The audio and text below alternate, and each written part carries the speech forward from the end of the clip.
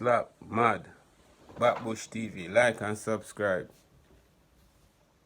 Right now, it has been drawn to me that there have been a barricade around the black people where the black people are trying to leave Ukraine. We understand that way.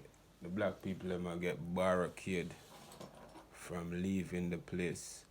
We have video for sure proving to them that they are listening to the radio as well, LBC radio, and we have people just attack out and I make we know say this a go on. You understand? So we don't hear nobody else say nothing about the black people them were supposed to leave, or we are just the minority. We are the minority for just stay there and just dead.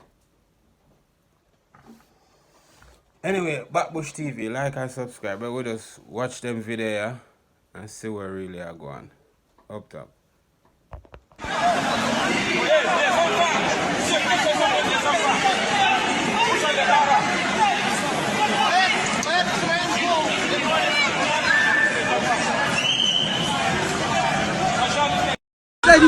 Lamegi! Why? Yak boy! Why? What kind of nonsense? What is this?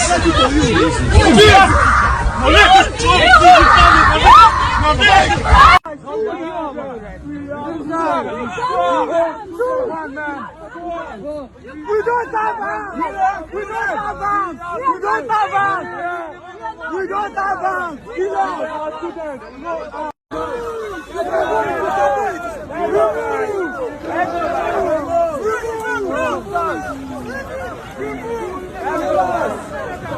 We are innocent!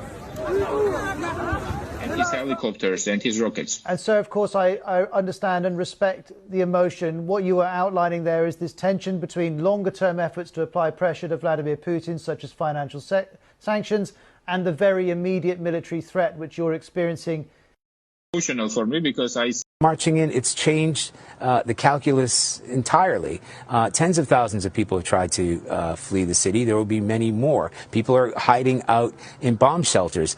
But this isn't a place, with all due respect, like Iraq or Afghanistan, that has seen conflict raging for decades. This is a relatively civilized, relatively European, I have to choose those words carefully too, city where you wouldn't expect that or hope that it's going to happen. So it's partly human nature, but they are not in denial. Now marching in, it's changed. Matthew, we're playing in the latest pictures of some of the refugees trying to get on trains or trying to get out of Ukraine. And what's compelling is just looking at them, the way they're dressed. These are prosperous, I'm loath to use the expression, these are prosperous middle-class people. These are not obviously refugees trying to get away from areas in the Middle East that are still in a big state of war. These are not people trying to get away from areas in North Africa. They look like any European family that you would live next door to. Matthew, we're playing in the latest pictures of some of the refugees trying to get on trains or trying to get out of Ukraine. And what's 15,000 people were coming into Poland in just the last 24 hours. When you look at what happened in the last refugee crisis in Europe back in 2015, Poland was one of the EU countries that, was hesitant to take in refugees. Talk about what has changed and the different position now.